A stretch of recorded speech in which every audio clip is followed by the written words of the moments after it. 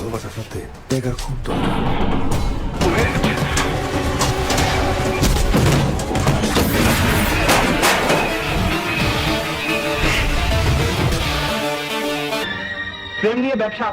প্রতি বছরই অভিনয় শিল্পী, পরিচালক, প্রযোজক, হল মালিক ও দর্শকরা তাকিয়ে থাকেন ঈদের দিকে।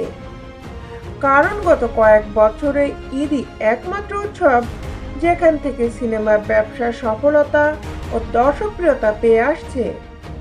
বিশেষ করে বড় তারকা, বড় বাজেটের ছবিগুলো ঈদে মুক্তি দেওয়ার পরিকল্পনা করেন সিনেমা সংশ্লিষ্টরা। তারই ধারাবাহিকতায় এবারও ঈদকে ঘিরে বেশ কয়েকটি বড় সিনেমা মুক্তি পেতে যাচ্ছে।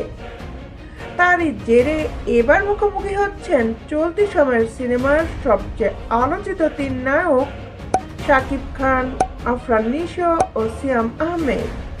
এর মধ্যে শাকিব প্রতি বছরের 2 ঈদে নিজের ছবি মুক্তি দিয়ে আসছেন। যদিও গত বছরের শেষের দিকে তার অভিনীত দরদ খুব একটা ব্যবসা সফল হয়নি, তবে একই বছর তুফান সিনেমা দিয়ে দর্শক মাতিয়েছেন শাকিব খান। এবারে রোজার ঈদে মুক্তি পেতে যাচ্ছে শাকিবের ক্যারিয়ারের সবচেয়ে বড় বাজেটের সিনেমা বরবাদ।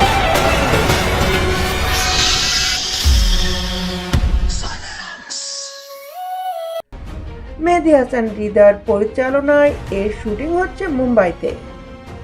এতে শাকিবের বিপরীতে দেখা যাবে ওপার বাংলার ইদিকা পালকে। সব মিলিয়ে ঈদের অন্যতম চমক হিসাবে মুক্তি পাচ্ছে শাকিবের অ্যাকশন সিনেমা বরবাদ।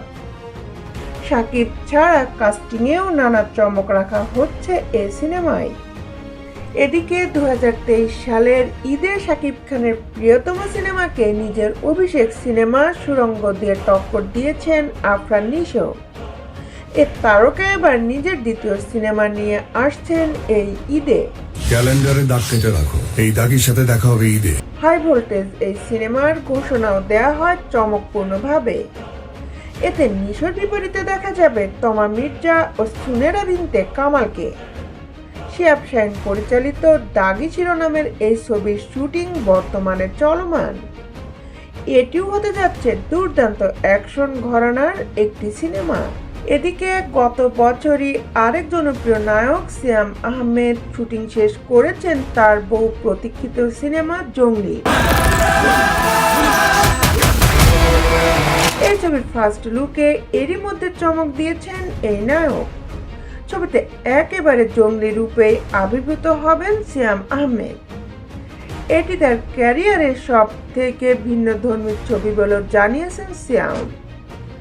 এম রহিম পরিচালিত এই ছবিতে সিয়ামের নায়িকা শবনম বুবলি। এছাড়াও রয়েছেন প্রার্থনা ফারদিন দিঘি।